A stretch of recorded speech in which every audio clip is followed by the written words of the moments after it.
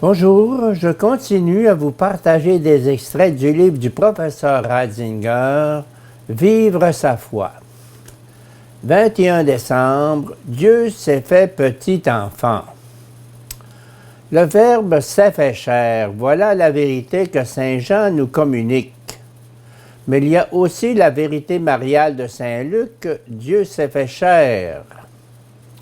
Ce n'est pas un événement lointain et incommensurable, c'est quelque chose de très proche et de très humain.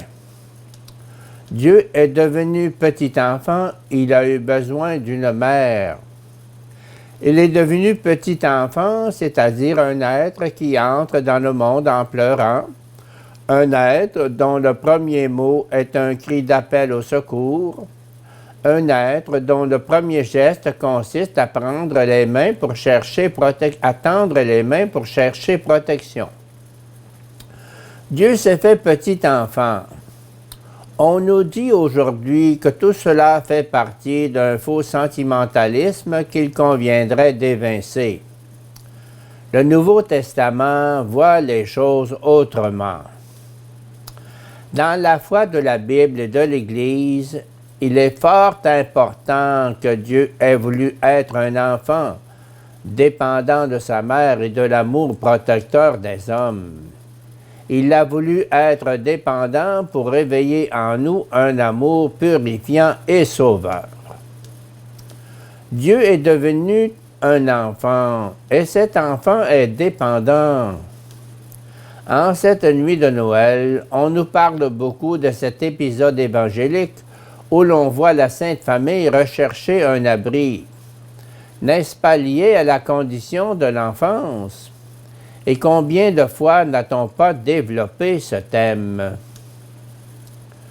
Aujourd'hui, nous sentons bien que cela nous interpelle de manière neuve. L'enfant frappe aux portes de notre monde.